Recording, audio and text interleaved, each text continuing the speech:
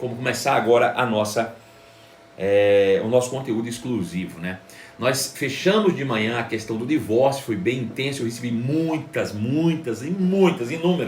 perguntas no meu direct, respondi a todas, obviamente, trazendo sempre luz por meio da palavra de Deus. É óbvio que sempre vai caber a você, né, tomar decisões. As decisões cabem a nós e nós precisamos ter autorresponsabilidade, sabendo que todas as nossas decisões impactam sempre, né, em resultados positivos ou negativos. São questões de escolhas, né? A gente não pode transferir essa responsabilidade para o pastor, a gente não pode transferir essa responsabilidade para Deus. A gente tem que assumir a responsabilidade das nossas escolhas, sabendo se elas produzirão resultados, sendo estes bons ou ruins. Cabe a mim, obviamente, assumir o risco e tomar decisões.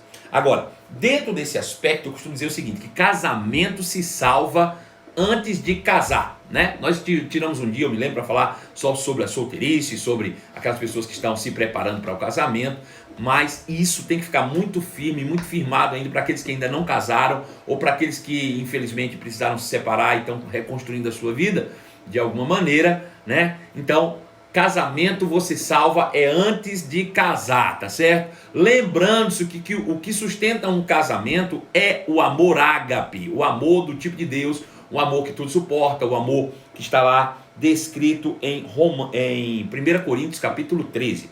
Eu quero abrir um pouco lá com você, para a gente dar sequência ao nosso conteúdo exclusivo, né? 1 Coríntios capítulo de número 13, versículo de número 1 em diante. Ele diz assim: ainda que eu falasse a língua dos homens e dos anjos, se não tivesse amor, seria como um sino que ressoa e um símbolo que retine. Se eu tiver o dom de profetizar e entendesse todos os mistérios de Deus e tivesse todo o conhecimento, e se tivesse uma fé que me permitisse mover montanhas, mas não tiver amor, nada me seria possível. Se desse tudo o que eu tenho aos pobres, até entregasse o meu próprio corpo para ser queimado e não tivesse amor, nada me adiantaria, né? Veja, ou seja, todas essas coisas das quais ele falou pode se transformar simplesmente em um conceito religioso, porque o que vai fazer a nossa vida ser uma vida realmente plena diante de Deus é andar segundo a natureza do próprio Deus, que é amor. Nós somos filhos de Deus, carregamos a sua própria natureza. É uma questão só de você ter um pouquinho de perspicácia e pensar que quando Deus criou, tudo o que ele criou foi segundo a sua natureza ou espécie. E nós, os seres humanos, foram criados a partir do próprio Deus para ser parte da sua própria família. O que é família? É a extensão existencial do progenitor, que no nosso caso é Deus. Deus nos escolheu para ser seus representantes na terra como filhos. Deus não quer súditos, Deus não quer servos, Deus quer uma família, Deus quer filhos que sejam capazes de lhe representar à altura, que possam expressar a sua própria natureza, o qual é amor. Logo, se Deus é amor, eu posso ler todo esse texto aqui, obviamente, com base em Deus, ou seja, eu troco a palavra amor pela palavra Deus e logo trago isso para a minha própria natureza. Ou seja, eu preciso ser um imitador de Deus como um filho amado.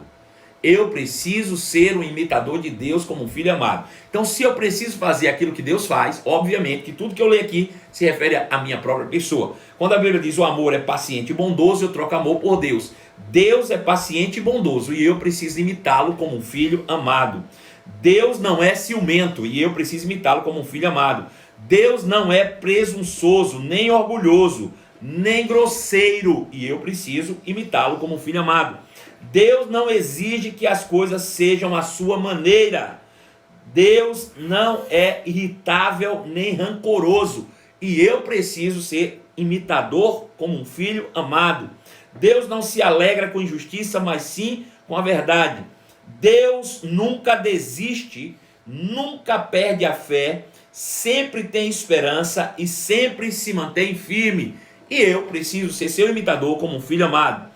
Pois um dia profecias, línguas e conhecimento desaparecerão e cessarão, mas o amor durará para sempre. Agora nosso conhecimento é parcial e incompleto, até mesmo o dom de profecia revela apenas em parte, mas quando vier Jesus de Nazaré, que é perfeito, essas coisas imperfeitas desaparecerão.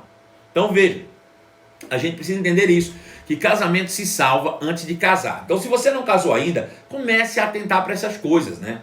Veja, o apóstolo Paulo, ele deixa claro, ele diz, olha, se as coisas estão difíceis, se você casar, elas vão piorar.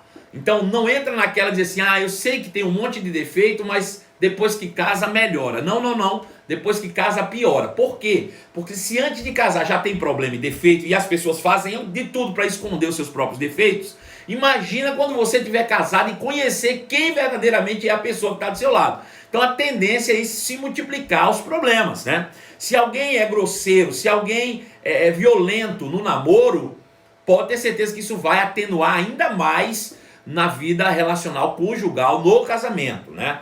Se alguém realmente não tem atenção, não tem carinho, não está realmente interessado no outro na época do namoro, certamente isso no casamento vai se atenuar, vai se intensificar, não vai atenuar, intensificar-se ainda mais, né? A coisa vai ficando cada vez pior. Então não vai melhorar, tem coisa que não melhora, depois do casamento só complica, só piora, né? Outra coisa importante é que, ainda que nós saibamos que o que sustenta um casamento é o amor, o que sustenta um casamento é o amor ágape, ainda que isso seja algo já bem consciente, firmado dentro de nós, a gente tem que entender também que não pode faltar o desejo, né? Tem gente que casa por um monte de outras motivações, mas deixa faltar o desejo. E com isso eu não quero dizer que um relacionamento não possa dar certo, mas é um ponto complicador. Tem que haver vontade, tem que haver desejo. Eu sou meio reticente, né? Estou dizendo que isso é proibido e nem que é errado, mas eu sou meio reticente com um tipo de namoro que as pessoas dizem assim, a gente fez um voto e nem beijar na boca a gente vai até o dia do casamento. Gente, cada um tem a sua fé, cada um anda no nível de fé que tem. Eu particularmente acho perigoso isso. Eu já aconselhei um casal, faltando menos de um mês para o casamento, e cheguei, né, eu sempre faço isso, aconselho de forma pré-nupcial aqueles que eu estou acompanhando, e aí faltando um mês para o casamento, eu reuni esses dois, disse, gente, tá tudo bem? Não, tá tudo bem. Financeiramente tá tudo bem? Não, pastor, tá tudo bem, eu já dividi com ela, já dividi comigo, tá tudo bem. Saúde, tá tudo bem, já foram no médico, já procuraram fazer exames pré-nupciais, já tá tudo bem. Então tá tudo certo, tudo resolvido, podemos casar, podemos, tá tudo certo. Aí no final a menina fez, pastor, não tá bem não, eu vou falar, ele não quer falar, eu vou falar, não tá bem não. Pastor, a gente tá noivo, vai casar, ele nunca beijou na minha boca, eu nunca encostou em mim, eu não sei nem se eu vou gostar desse negócio. E eu fiz, meu Deus, Jesus dos crentes. Gente, você já imaginou uma desgraceira dessa? Se depois que casa, chega lá e nada, né? Isso é complicado, é difícil. Eu falei, gente do céu, olha, eu ficaria menos preocupado. Não é que eu estou dizendo que eu estou aprovando, mas eu ficaria menos preocupado se você tivesse chegado aqui e dito para mim que tinha um avançado sinal. Eu estava menos preocupado do que agora, o que eu acabei de ficar. Porque é complicado, é complexo, é difícil, né? Irmãos, eu vou te contar uma coisa. Eu já recebi em gabinete tanta situação, tanta história, mas uma vez, né, dentro da igreja mesmo, nós estávamos num culto que nós realizávamos à tarde lá na igreja, no culto do Espírito, e naquele culto do Espírito terminou, tinha uma moça chorando, ela estava continuamente chegando naquele culto, e eu me aproximei e disse, tá tudo bem com você? Ela disse, eu posso conversar com o senhor um minuto? Eu disse, pode. O que está acontecendo? Ela disse, eu passei os 2 piores meses da minha vida. Eu falei, o que aconteceu, querida? Me conte. Ela disse, pastor, meu casamento não vai bem. Eu disse, tem quanto tempo que você está casada? Ela disse, 2 meses, os 2 piores meses da minha vida. Eu disse, como assim? Você acabou de casar e seu casamento já está desse jeito? Ela disse, pastor, eu vou lhe dizer uma coisa. Na lua de mel, pastor, já não foi bom, já não prestou. Na lua de mel, meu marido não quis fazer sexo comigo no primeiro dia de lua de mel. Eu já achei estranho, mas falei, não, mas está cansado. No segundo dia não veio, não compareceu. Não teve. Pastor, não teve. Pastor, foi um sacrifício para a gente ter a relação lá, depois de casado. Pastor, eu já fiz, eu digo, pode parar. Não quero saber não o que você fez, não. Quero nada. Não, oxente, ó. Não, senhora, não, esse tipo de conversa a gente não atende assim, não, de jeito nenhum. Resultado disso, arrumei alguém da igreja, uma mulher para acompanhar o casal, né, para acompanhar a menina no caso, e eu ainda aconselhei o rapaz algumas vezes, mas não foi para frente. Resultado, se separaram se divorciaram com 1 ano de casados, e o pior, quando chega num ponto desse, um dos dois pelo menos acabam se desviando do evangelho. Esse casal mesmo criou-se problemas sérios, ela se desviou, foi pro mundão, ele acabou deixando a igreja, voltou para a terra dele, eu não sei nem como é que está essa situação lá. Então veja, casamento você salva antes de casar. Preste atenção, vê se tem liga no negócio, tem vontade, tem desejo, né? Tem que ter, viu? Eu vou falar aqui uma palavra, você não fica assustado não. Tem que ter tesão. Se não tiver, meu filho, não tem solução. O negócio é sério. É sério. Não é brincadeira, né? Por quê? Porque depois, meu irmão, é melhor você terminar um namoro do que ter que fazer um divórcio. E infelizmente, a infidelidade conjugal ainda é a grande questão do divórcio. Pelo menos dentro do nosso contexto de igreja, né? A infidelidade conjugal ainda é, infelizmente, o grande causador dos divórcios, né? E veja, a fidelidade é uma base de um casamento bem sucedido. Logo, a infidelidade conjugal vai trazer, de fato, danos, né? Infelizmente, se prorrogar, não estou dizendo que todo mundo que um dia aconteceu isso vai ter sua vida destruída, não. As pessoas erram, se arrependem e mudam de vida, né? E continuam suas vidas, tá tudo certo. Agora, uma questão é você errar, outra questão é você viver uma vida errada, né? Por questões de um empurrando o outro, né? Dentro dessa questão da infidelidade. Veja, a própria fidelidade, ela já é um mandamento bíblico, né? Veja, Provérbios capítulo 5, verso 12, diz assim. Eu quero ler esse texto inteiro para você, Provérbios 5, 12. Se você puder anotar esse texto aí, por favor, acompanhe depois comigo, anote para você ler bem direitinho. Veja as instruções do livro de Provérbios. Parece que esse livro foi escrito ontem, né? Um livro foi escrito há 3.000 anos atrás, tão real, tão presente e com tanta sabedoria para nós. Veja o que ele diz. Dirá, como odiei a disciplina, né? Ele está falando de alguém que um dia, né? O homem dirá, como eu odiei a disciplina, se ao menos não tivesse desprezado as advertências. Por que não ouvi meus mestres? Por que não dei atenção aos que me instruíram? Cheguei à beira da ruína total e agora todos saberão da minha vergonha. Versículo 15, ele diz, portanto, não faça isso. Beba a água da sua própria cisterna. Compartilhe seu amor somente com sua esposa. Veja, quando ele está dizendo aqui, beba a água da sua própria cisterna, ele não está falando de você beber água do cisterna, não. Ele está falando de você tirar o prazer só da sua esposa. Tire todo o prazer que você precisa da sua esposa. Então, beba a água da sua própria cisterna. Compartilhe seu amor somente com sua esposa. Por que derramar pelas ruas a água das suas fontes ao ter sexo com qualquer mulher? Veja, o que ele está dizendo isso? Ele está dizendo o seguinte, para que você vai deixar as águas da sua fonte se derramar na rua? Ora, se você beber água da sua fonte, ela não vai para a rua. Ele está falando de você ter relação com a sua mulher. O que ele está dizendo? Que se você não der, estou falando para o homem agora, se você não der um trato na tua mulher em casa, ela tem necessidade e ela vai levar essa necessidade para a rua. Por mais honesta que essa mulher seja, por mais correta que essa mulher seja, se ela não for suprida, se essa cisterna não for degustada, bebida, ela vai se esparramar pela rua as suas águas, né? O prazer dela vai sair, vai precisar ir buscar em algum lugar. É isso que ele está dizendo. O contrário também é verdadeiro, né? Se não sacia o homem, ele sai. Mas nesse caso ele está falando especificamente para o homem. Aí ele diz, reserve essas águas apenas para você. Veja, eu vou ler de novo. Por que derramar pelas ruas as águas da sua fonte, ao ter sexo com qualquer mulher? Reserve essas águas apenas para você. Não a reparta com estranhos. Não a reparta com estranhos. Seja abençoada a sua fonte. Alegre-se com a mulher da tua juventude, pois ela é gazela amorosa, corça graciosa, que os seios da sua esposa o satisfaçam sempre, e você seja cativado por seu amor todo o tempo.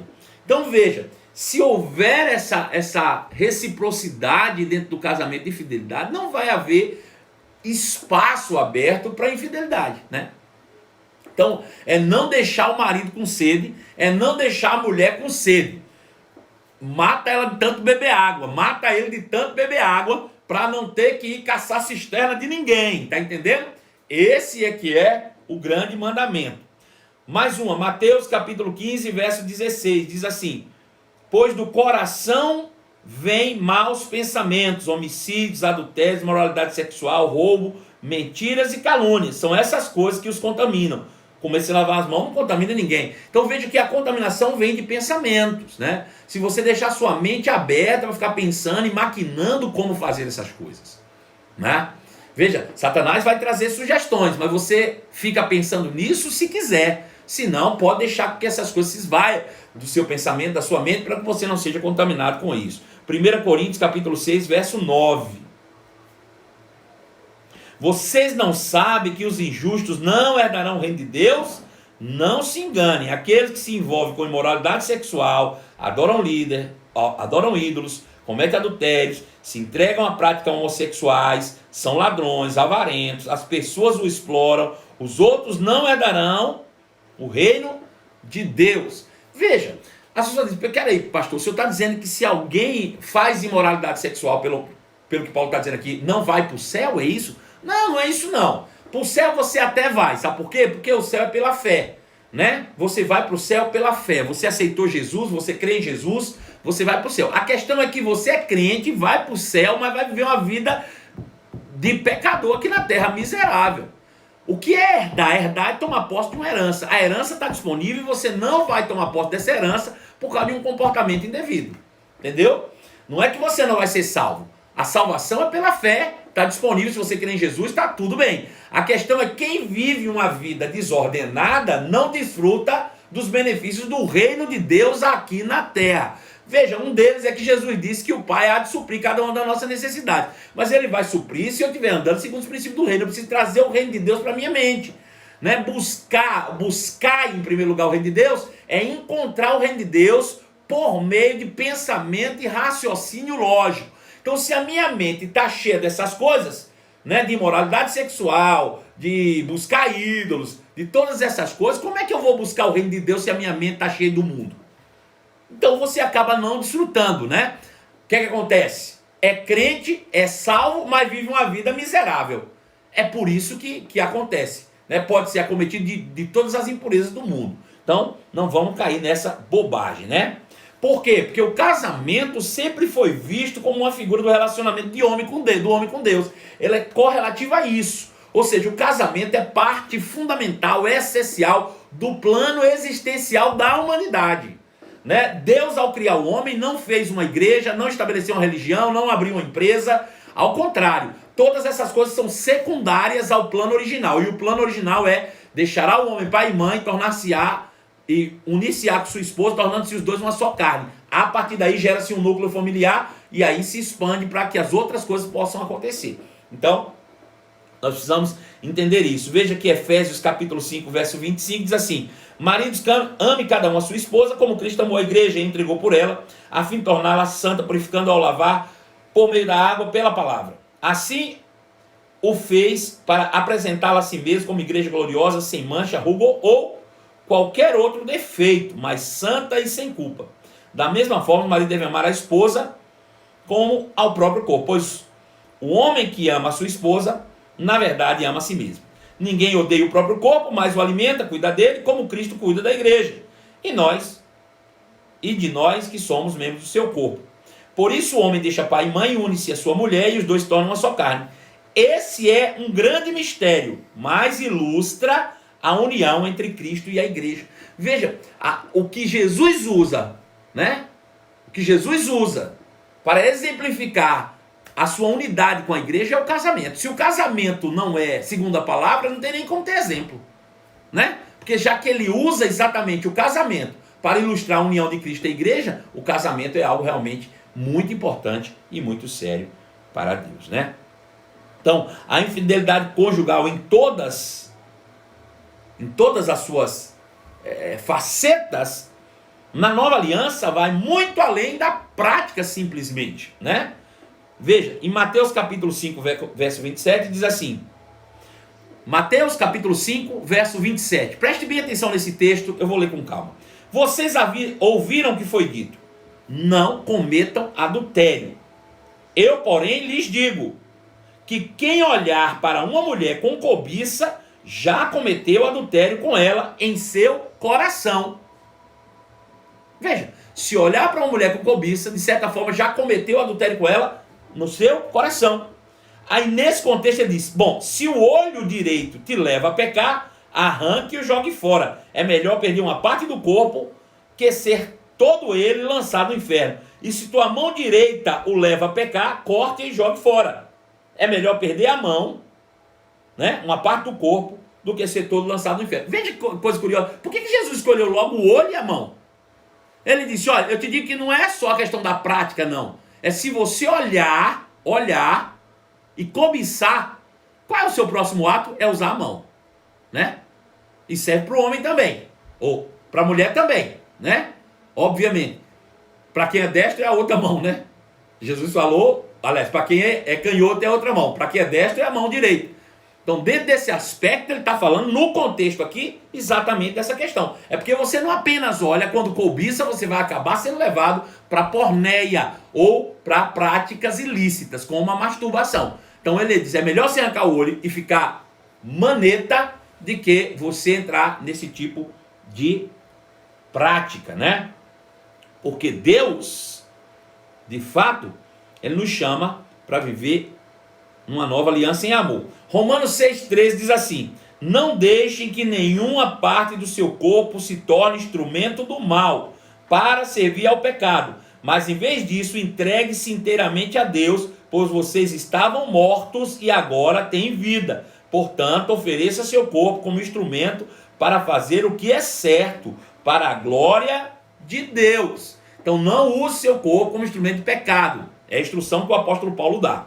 Casamento é uma aliança, é um pacto, e o adultério quebra esse pacto, né? É uma quebra de contrato. É como eu falei lá na questão de um contrato de aluguel. Você romper lá, você quebrou o contrato e aí tem as suas implicações, as suas penalidades. Assim também é quando acontece o adultério, porque ele é uma quebra de contrato, né? Ele quebra um pacto dentro disso. Veja, 1 Coríntios 6,15 diz assim, vocês não sabem que seu corpo, na realidade, são membros de Cristo? Acaso um homem deve tomar seu corpo, que faz parte de Cristo, e uni-lo a uma prostituta?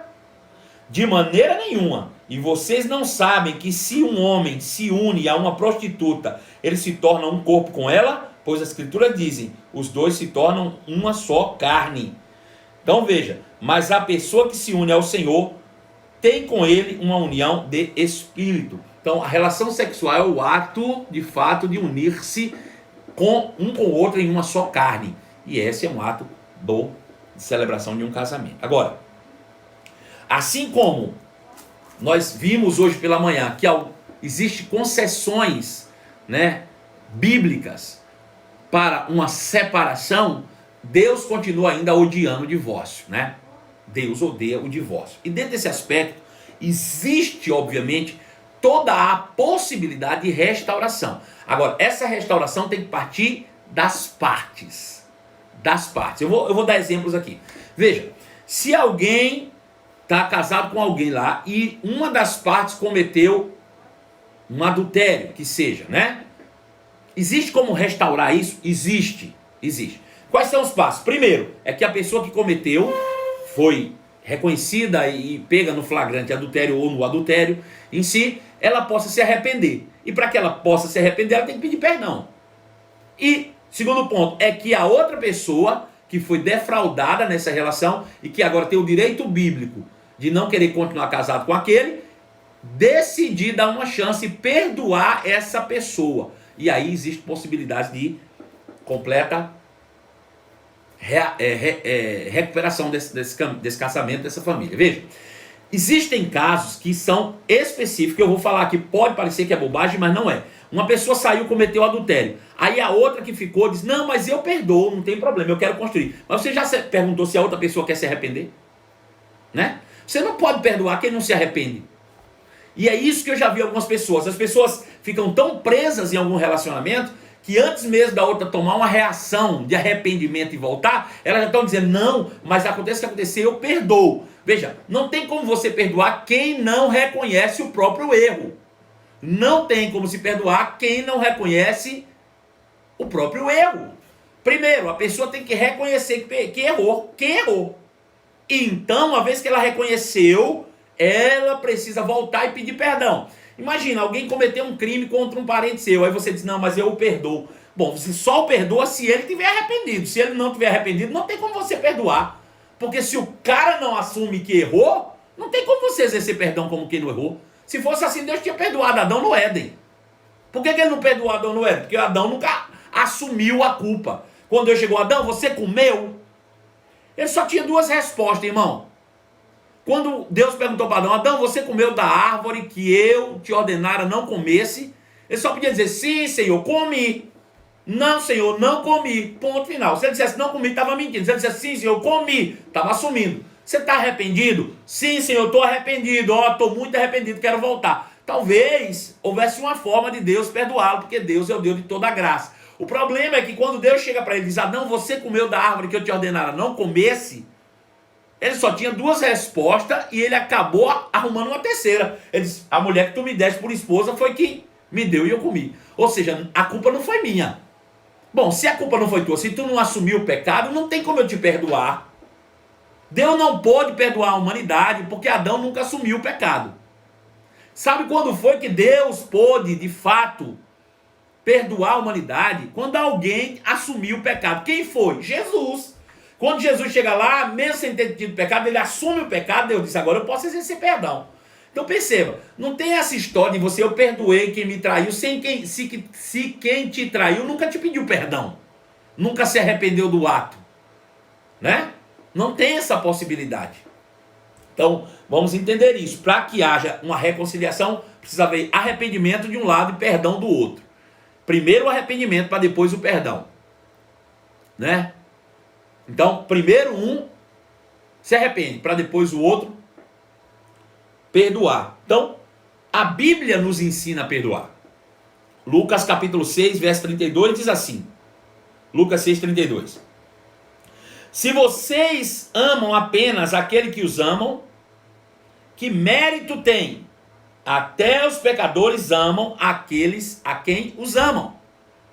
Não, eu não consigo, eu não amo. Então, você precisa realmente rever a sua questão de identidade pessoal, ou de autoimagem.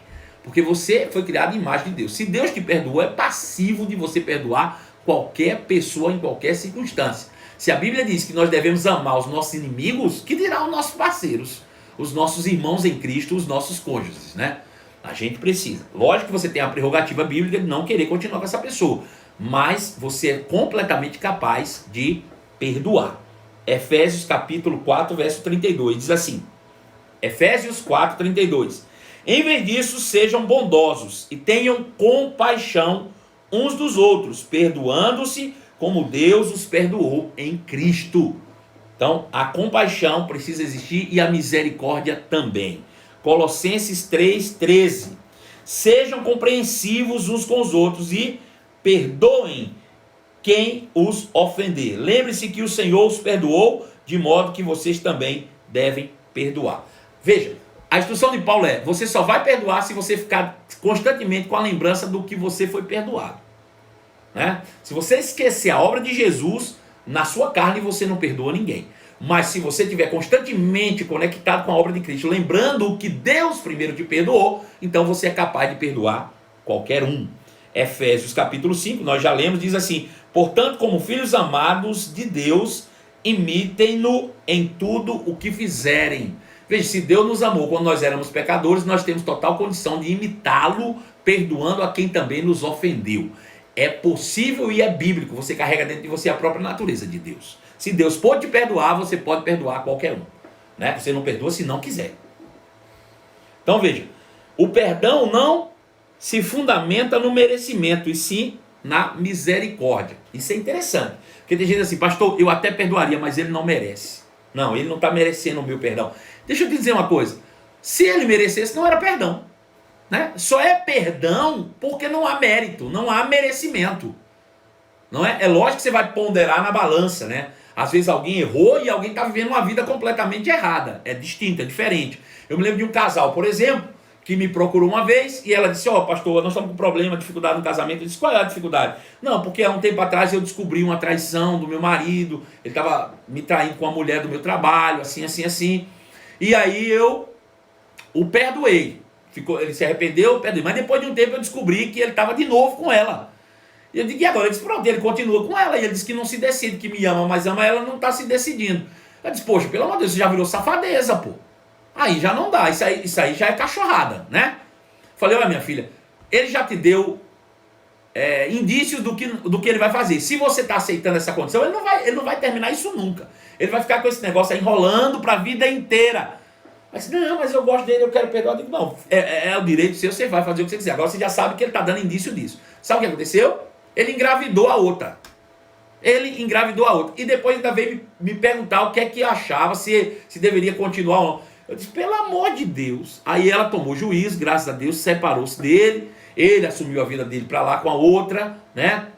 Acredito que casou-se e ela está reconstruindo a sua própria vida e vai casar e vai dar tudo certo em nome de Jesus. Então tem coisas que tem que ter, né, também bom senso. Agora veja, o perdão não se fundamenta no merecimento e sim na misericórdia. Deixa eu dizer, a Bíblia nos instrui que nós devemos ser misericordiosos, como também é misericordioso o nosso Pai. Gente, misericórdia é um mandamento a ser exercido, cumprido e propagado. E eu vou te dizer uma coisa, só sabe o valor da misericórdia quem um dia precisa dela. Então não seja, legalista demais, não seja duro demais com as pessoas, achando que você nunca vai errar na vida. Qualquer um de nós pode errar. E eu vou te dizer, no dia que você errar, se você foi alguém legalista demais, se você foi alguém duro demais com as pessoas, você não vai achar ninguém para te estender a mão no dia da tua calamidade. Então, procure enquanto você está de pé espalhar misericórdia, espalhar perdão, espalhar amor. A Bíblia diz lá que quando você dá, lhe será dado em boa medida, recalcada, sacudida e transbordante. Eu sei que a gente está sempre usando esse texto para ofertas, né? Ah, se você der, lhe será dado, boa medida. Mas quando ele escreveu esse texto, estava falando de oferta não. Ele estava falando assim, ó: não julgue para você não ser julgado. Não condene para você não ser condenado. Ao contrário, perdoe para você ser perdoado. Porque na mesma medida que você fizer, você vai receber. Se você plantar o que plantar, seja perdão, seja julgamento ou seja condenação, você vai receber de volta. Agora não é pouco não, é em boa medida, sacudida, recalcada e transbordante. Então, portanto, semeie misericórdia. Qualquer um, irmão, pode errar. Deixa eu te dizer uma coisa, existe uma diferença entre errar, existe uma diferença entre viver uma vida toda errada.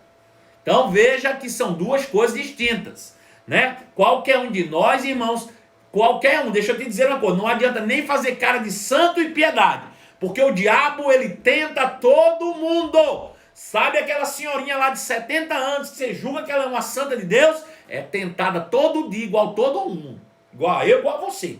Então, não vem com essa história de santarrão, não. Qualquer um de nós, enquanto estivermos nesse corpo, não estamos sujeitos ao pecado, porque Cristo nos libertou disso, mas estamos suscetíveis a pecar por causa da tentação. Então a gente precisa se cercar, né, de todos os cuidados para que a gente não caia nisso. Então é importante que você semeie todos os dias misericórdia na tua vida, né? A Bíblia conta uma história interessante. Eu vou mostrar essa história para você. Eu vou contar a história que é melhor, ela está escrita aí em Mateus 18, 23 a 30. Eu vou ler o texto, é melhor. Mateus 18, 23 a 30, diz assim: portanto, o reino dos céus pode ser comparado a um senhor que decidiu pôr em dia as contas com os servos que lhe deviam. Então o reino de Deus veio para cá para pôr em conta, para pôr em ordem o que os servos deviam. Veja, no decorrer do processo, trouxeram diante dele um servo que lhe devia 60 milhões de moedas. 60 milhões de moedas. Uma vez que o homem não tinha como pagar, o Senhor ordenou que ele, sua esposa, seus filhos e todos os seus bens fossem vendidos para quitar a sua dívida. Veja que tamanho de dívida. Ia levar embora a esposa, os filhos e os bens. 60 milhões de moedas. O homem se curvou diante do Senhor e suplicou: por favor, tenha paciência comigo e eu pagarei tudo. O Senhor então teve compaixão dele, soltou e perdoou-lhe a dívida. Perdoou. No entanto, quando o servo saiu da presença do seu senhor, foi procurar outro servo que trabalhava com ele e que lhe deviam 100 moedas de prata. Veja, o outro lá era 60 milhões de moedas que ele devia. E esse aqui devia 100 moedas. 100. O outro 60 milhões. O outro deve 100 para ele, né? 100 moedas de prata. Agarrou pelo pescoço e exigiu que ele pagasse de imediato. O servo fez a mesma coisa, se curvou diante dele e suplicou: tenha paciência comigo e eu pagarei. E o credor, porém, não estava disposto a esperar. Mandou que o homem fosse lançado na prisão até que tivesse pago a sua dívida.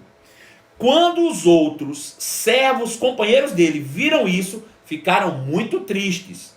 Foram ao Senhor e lhe contaram tudo o que havia acontecido. Então o Senhor chamou o homem cuja dívida ele havia perdoado e disse: servo mau, eu perdoei tua imensa dívida, porque você implorou. Acaso não devia ter misericórdia de seu companheiro, como eu tive misericórdia de você? Irado, o Senhor mandou o homem à prisão para ser torturado até que pagasse a dívida. Jesus termina dizendo: assim também meu Pai Celestial fará com vocês, caso se recusem a perdoar de coração a seus irmãos. Veja, isso aqui é uma parábola, mas que aponta para uma realidade. Veja, como é que nós somos perdoados de uma dívida que nos levaria para um inferno e não perdoamos algo que alguém nos faz de forma terrena, carnal? Ele diz: pois bem, se você não perdoar, é direito seu. Agora, saiba que Deus também não vai lhe perdoar, não. Se você não estiver disposto a perdoar, Deus também não vai... É Jesus que diz, eu vou ler de novo: assim também meu Pai Celestial fará com vocês, caso se recuse a perdoar de coração a seus irmãos. Veja, isso é muito sério. Muito sério. Então, perdão, irmãos, tem que ser exercido. Mesmo que você não queira permanecer casado, mas o perdão você tem que exercer. É mandamento bíblico e implica a tua salvação. Está entendendo isso? Pastor, eu perdoo, sabe? Mas eu perdoo, mas não quero nem olhar para a cara. É ele lá e eu aqui. O senhor está entendendo, né? Perdoar não é ter relacionamento, não. É ele lá e eu aqui. É, do mesmo jeito que Jesus te perdoou, não foi? Jesus não te perdoou? Também desse jeito? Sem querer olhar para a tua cara? É ele lá no céu e você lá no inferno. Foi assim que ele te perdoou? Claro que não. Veja que coisa interessante. A Bíblia diz que Deus reconciliou consigo o mundo, não levando em consideração o pecado dos homens. Deus se reconciliou consigo o mundo, não levando em conta os pecados dos homens. O que significa? Veja, Deus, para poder te perdoar e ter um relacionamento com você, ele precisou fazer algo: jogar todo o seu passado no mar do esquecimento. Ele diz: do teu pecado eu não me lembro mais. Deus jogou o teu pecado no mar do esquecimento. Por que que Deus fez isso? Porque ele não suportaria ter relacionamento com você lembrando o que você fez todo dia de errado na cara dele. Deus não ia suportar essa relação. Para que ele tivesse uma relação com você, ele precisou esquecer. Ele decidiu esquecer todo o teu passado, porque assim ele poderia ter ou recomeçar um novo relacionamento do zero com você. Então isso é perdoar. Perdoar é o que Deus fez. É decidir jogar fora e nunca mais se lembrar. Jogar o passado no mar do esquecimento. Se não houver isso, se não houver essa disposição de coração de jogar o passado no mar do esquecimento para nunca mais lembrar, não há perdão e nem há chance de restauração. Restauração só existe se você decide jogar no mar do esquecimento. Se você está querendo ficar com um cônjuge sem perdoá-lo só porque tem medo de ficar sozinho, vai morrer com isso. Vai ficar depressivo ou depressiva. Isso não vai funcionar. E todas as vezes que tiver uma briga, você vai trazer esse pecado de novo à tona. Vai trazer isso de novo, fazer essas coisas voltarem à sua memória. E Deus não fez isso com você, né? Deus não lembra do seu passado. Deus não lembra do seu pecado. Deus não lembra do que você fez com Ele.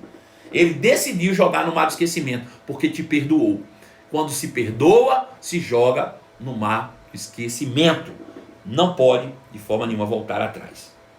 Perdão não se fundamenta em merecimento, sim misericórdia. Romanos 5,8 diz assim: mas Deus nos prova seu grande amor ao enviar Cristo para morrer por nós, quando ainda éramos pecadores. Nós não merecíamos, né? Se nós fomos alcançados por essa graça, nós nos tornamos automaticamente despenseiros dessa mesma graça. A gente até admite ter recebido graça, mas a gente não quer ser o propagador da graça. A gente não quer ser o dispenseiro da graça. Ora, se eu fui alcançado, Jesus disse, de graça recebei, de graça também dai. Tem gente que usa esse termo para dizer, tá vendo aí, os pastores estão cobrando para pregar. Você é muita cara de pau que está falando isso, que não é nada disso que ele está falando. Está falando, recebeu da graça, distribua a graça. Você não mereceu para receber o perdão. Você não mereceu para ser colocado de volta na família e Deus ter esquecido dos seus pecados. Isso foi graça. Então, de graça, pela graça recebeste, pela graça você também dá. Quando você recebe a graça, você se torna semelhante a Deus para propagar a sua mesma graça. Então, é importante que haja esse perdão. Não precisamos ver arrependimento no outro para perdoarmos. Não é isso que está escrito aqui. É necessário que o outro se arrependa para que eu haja perdão. Eu não posso guardar a ofensa, né? Eu não posso reter a ofensa no meu coração, né? Mesmo que o outro não se arrependa, deixa ele para lá. O problema é dele para lá. Eu não vou guardar a ofensa. Se ele se arrependeu, eu perdoo ele, né? Tem gente assim, eu procurei fulano para perdoá-lo, mas ele se arrependeu? Ele te pediu perdão? Não. Então como é que você vai perdoar quem não se arrepende? Você não vai sustentar a ofensa. Você está disposto, é isso que ele está dizendo. Esteja disposto a perdoar 70 vezes 7 por dia. Quantas vezes forem necessários. Pastor, me diga uma coisa. Alguém me perguntou. Eu tive um problema. Eu era casada quando eu estava no mundo, aí me separei, casei de novo, me separei e aí me converti, né? E depois de convertido, o que é que eu faço? Que agora eu casei e estou na igreja. Permaneça como está. Sabe, você recebeu da parte de Deus uma dádiva, uma bênção. Qual foi? Uma segunda chance de reconstruir uma nova vida. Agora, cuide para esse próximo casamento não naufragar mais uma vez. Porque eu vou te dizer, o grande problema do divórcio é um só. É porque quando você faz a primeira vez, qualquer outro problema no segundo casamento, você vai achar que a solução é o divórcio. Deu para entender isso? Então, se você evita o primeiro divórcio, você salva a sua vida, né? Se você entra no primeiro divórcio, a tendência é mesmo que você se case de novo, a qualquer problema que você tiver, qualquer probleminha você vai querer se divorciar. E aí é 1, 2, 3. Olha, eu conheço pessoas muito próximas de mim que já estão no terceiro casamento. Dá para reconciliar isso? Dá. Dá. Com Deus dá. Porque antes você não tinha Deus. Antes você estava na ignorância. E Deus perdoa o tempo da ignorância. Mas eu vou dizer, dentro da igreja, se você se separa uma vez, meu filho, o negócio vai ficar complicado. Vai ficar complicado, né? Então precisa exercer perdão. Precisa andar segundo a natureza de Deus, que é amor. Precisa disso, né? E precisa, principalmente, estar alinhado com a nova aliança, alinhado com a nova vida que tem em Cristo Jesus. Amém? São informações poderosas e precisas da palavra de Deus que nos instrui. Qual é o grande segredo de tudo isso, pastor? Andar em amor, né? É tornar-se consciente de que você carrega a mesma natureza de Deus. Agora, o problema é que tem muita gente que não conhece a Deus. Tem gente que acha que Deus ainda mata.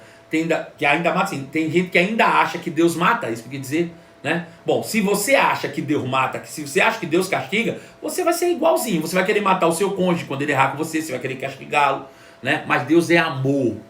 Ora, Deus é amor e Deus nos perdoou quando nós éramos pecadores. É assim que nós devemos agir diante daqueles que nos ofendem, para que a gente tenha paz. Tá bom? Esse foi o nosso conteúdo. Eu quero abrir aqui um espaço para dizer o seguinte: amanhã à noite, 11 horas da noite, amanhã de manhã não tem live, porque nós temos culto. Você pode acompanhar o nosso culto pelo YouTube, no canal da Igreja Verbo da Vida Belo Horizonte, 9h30 da manhã. Você está convidado a participar conosco do nosso culto de celebração, amanhã de manhã às 9h30. Então, de manhã não tem live, mas 11 horas da noite amanhã eu vou fazer uma live exclusiva, uma live extra para vocês, para falar sobre criação de filhos. Então junta todo mundo que você sabe que precisa. Eu vou falar assim, qual é o papel dos pais e qual é o papel dos filhos, tá? Dentro desse contexto, junta todo mundo, junta a família. É 11 horas da noite, prepara a pipoca, prepara o refrigerante, para que a gente juntos possa fazer uma live instrutiva. Eu vou aproveitar o Pedro amanhã à noite também para falar o que ele acha, né, da sua vida como filho, da sua vida, o que ele tem aprendido em uma família como a nossa, tá? Para que você seja realmente alcançado. Vamos para nossas perguntas agora, né? Temos um espaço aí. Pedro Pacífico, tem pergunta aí ou não tem? Tem, peraí que eu tô levantando. Tem perguntas aí, vamos lá. Temos 11 minutos. Vamos lá. Como conviver com a pessoa que lhe fez mal e continuar convivendo? Esquecendo o que ele fez. Perdoa e joga no mar do esquecimento. Acabei de falar. Manda outra. Pastor do céu, sexo todo dia não Essa já dá foi feita. misericórdia. Ok, aqui ó. Indicações de livros sobre esse assunto. Bom, indicação de livros sobre esse assunto. Eu gosto de uns livrozinhos pequenos de um pastor chamado Silmar Coelho. Eu gostei demais dele. Tem um livro também do irmão Reagan, do pastor Reagan, né? Sobre casamento. Eu vou me lembrar o nome dele aí. Se alguém se lembra aí, tenta me ajudar aí. É o casamento. Não tem um negócio de casamento, não. Bom, eu vou me lembrar, depois eu te dou. Vamos outra, ver se tem mais alguma pergunta aí, por favor. Tinha algumas que as pessoas tinham deixado antes, mas Nos stories aqui, mas eu vou tentar pegar as que fizeram. essas aí todas agora. foram feitas antes. Sou casada há 25 anos. Fui traída, perdoei, mas às vezes me arrependo disso, porque ele não muda. Bom, você não pode se arrepender de perdoar, não. Você tem que perdoar. Se ele vai mudar ou não, o problema é dele. Agora, você pode optar de não ficar com ele ou não, de ficar com ele ou não. Se ele continua te traindo, você tem respaldo bíblico para dizer, não, chega com essa cachorrada, eu vou reconstruir a minha vida. Você tem direito a isso, né? Isso é direito bíblico seu. Agora, não perdoar não é direito, não. Se arrepender de perdão, não é direito, não. Isso nem é cristão. Isso não pode ser pensado dessa maneira, não. Vamos lá, tem mais perguntas aí que eu vi. Meu marido só fica no celular, quase não fazemos sexo mais. Foi feito há 5 minutos atrás. Bom, tem que descobrir qual é o motivo disso, né? Qual é a motivação disso. Isso tem um foco, isso tem uma origem, né? Tem que se descobrir. Se não descobrir, pelo menos você tem que tentar reaquecer seu casamento, né? Comece a fazer coisas. Eu não sei se você que fez essa pergunta assistiu todas as minhas lives, mas eu falei sobre uma das lives, vai subir para o YouTube já, em breve agora, sobre o que os homens esperam das mulheres. E aí tem a questão de saber que o homem é visual, você tem que se arrumar para ele, você tem que se perfumar para ele, você tem que se cuidar para ele, sabe? Desculpa, eu não sei se é o seu caso, não quero aqui expor ninguém, não é isso que eu quero dizer, mas tem mulher que não dá vontade mesmo não, meu filho, pelo amor de Deus, hein? Eu vou dizer uma coisa, o homem tem que ser muito macho para poder continuar comparecendo diante de umas mulheres que andam tudo de qualquer jeito, né?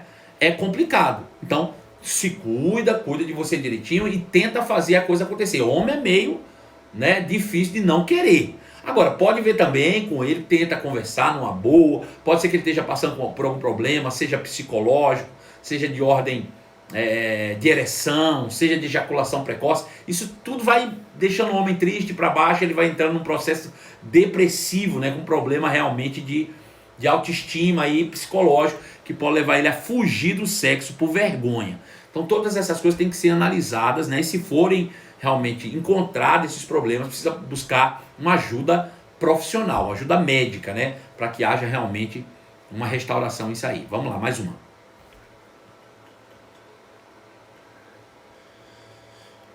Um casamento depois da traição não é mais o mesmo. Foi uma afirmação. Ou seja, nós que somos crentes hoje, com certeza não devemos ser tão bons para Deus, né? Deus não deve nos amar tanto quanto os que nunca pecaram, né? Deve ser essa relação. É claro que não. Poxa, se Deus foi capaz de nos perdoar e esquecer, e o nosso relacionamento com Deus hoje é igual, é o mesmo, Deus olha para mim e para Jesus vê a mesma coisa, você dizer que um casamento depois da traição não é o mesmo, é porque você está andando, lembrando todo o tempo na alma, nos pensamentos, e está decidindo trazer isso à tona. Jogue isso no mar do esquecimento, reconstrua a sua vida, e você é passiva de ter um casamento até melhor do que o que você teve antes. Eu não concordo com isso não, né? Não é o mesmo se você decide não mudar, se você não decide esquecer, se você não decide tratar a sua alma, tratar a sua mente, renovar a sua mente. Então é difícil, porque a relação é exatamente essa de perdão. Se Deus foi capaz de ter o mesmo relacionamento com a gente, ao ponto de nos amar desse jeito, depois da gente ter cometido alta traição, ou você se esqueceu que você cometeu alta traição para com Deus? Todos nós cometemos alta traição para com Deus, e Deus nos perdoou jogando, né, fora, no mar do esquecimento, todo o nosso pecado, todo o lixo que nós carregamos. Eu vou te dizer, e ainda hoje nós erramos, nós continuamos fazendo coisas erradas, nós nos humilhamos diante de Deus, choramos, pedimos perdão, e no outro dia a gente está se relacionando com Deus por normal. Por que a gente acha que com os outros a gente não pode se reagir assim? É porque você não conhece a natureza que está dentro de você. Se você conhecesse a natureza que está dentro de você, que é a natureza de Deus, você vai entender que de fato você é capaz de continuar vivendo da mesma maneira e até melhor. Até porque você se relaciona com o mundo a partir do que você é e não a partir do que os outros são. Eu vou dizer de novo, porque você deve se relacionar com o mundo a partir do que você é e não a partir do que os outros são, né? Eu costumo dizer o seguinte: se quem não conhece a Cristo está numa relação, quem foi traído perdeu a vida praticamente. Rapaz, fulano me traiu, acabou com a minha vida. Depois que você é crente e conhece, mas conhece bem a palavra mesmo, se houver traição, quem traiu perdeu a vida. Quem não foi traído, que foi a vítima, vai continuar vivendo bem com Deus, porque só o outro vai receber realmente a recompensa do seu ato deliberado de pecado, né? Vamos ver se dá tempo mais uma aí, Pedro, por favor.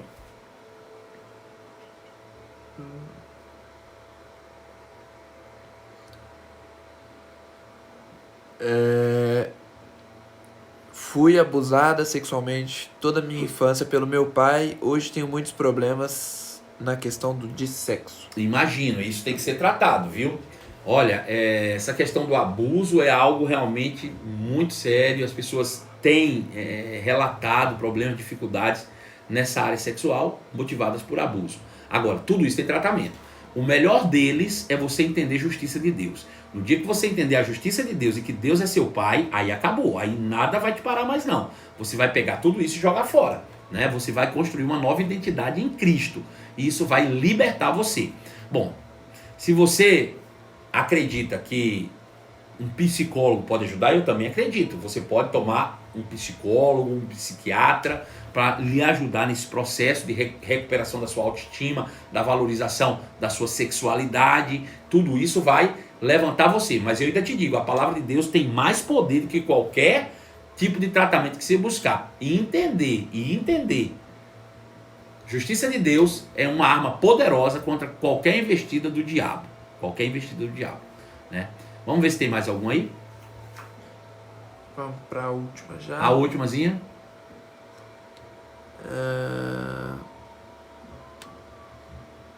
Quando acontece um abuso, como fica essa questão de se tornar uma só carne? Eu queria... Sobe aí de novo, depois eu vou ver. Eu quero ver lá de baixo. Essa última aí. Essa daqui? É. Se Jesus perdoou o mundo do pecador, como eu dependo do outro para liberar o perdão? Ótimo, veja. É o que eu te falei. Eu queria ler isso aí para você entender. Eu acho que não ficou bem explicado. Veja só. Jesus, ele morrendo na cruz, ele providenciou perdão. Mas eu te pergunto, é todo mundo que desfruta disso? O que é necessário para me receber, de fato, o benefício do perdão de Jesus? É necessário que eu reconheça que eu sou pecador e que eu me arrependa dos meus pecados. Eu digo, Senhor, eu sou um pecador. Não é essa a confissão que a gente faz para aceitar Jesus? Eu reconheço que sou pecador, me arrependo da minha vida de pecados e aceito você como Senhor da minha vida. Jesus está disposto a perdoar. Jesus já providenciou perdão. Jesus não tem mais ofensa no coração contra ninguém. Ou Deus não tem mais essa ofensa contra ninguém. Veja, a mesma coisa somos nós. Se alguém me ofendeu, eu estou disposto a perdoar. Eu não tenho ofensa no coração. Mas eu não posso dizer que perdoei, entre aspas. Lógico que eu perdoei, né? Se eu estou disposto a perdoar. Mas eu não posso dizer que aquela pessoa está perdoada se ele não se arrepende e não pede perdão. É a mesma coisa da obra de Cristo. Eu estou disposto, não tenho ofensa no meu coração contra aquela pessoa, estou disposto a perdoá-la o tanto que for, mas ela precisa se arrepender e pedir perdão. Porque se ela não se arrepende, o teu perdão não vale muita coisa para ela, não. É isso que eu quero dizer, entendeu? Você está perdoando aquela pessoa, você está livre, né, da ofensa, você está livre desse peso, já me esqueci, larguei para lá, não quero nem saber. Mas essa pessoa só recebe o benefício do teu perdão se ela se arrepende e ela te pede perdão. Então, se isso acontece, ela recebe o benefício e você já estava livre desse mal faz tempo. Deu para entender isso? Se não ficou claro, eu vou te pedir que você tire ainda suas dúvidas no direct, né? Nós vamos estar aqui depois da live aqui para esclarecer a dúvida que for necessária juntos aqui, tá bom? Um beijo no seu coração. Estamos terminando agora a nossa live. Temos encontro amanhã às 23 horas. Fiquem na paz, um beijo e até amanhã.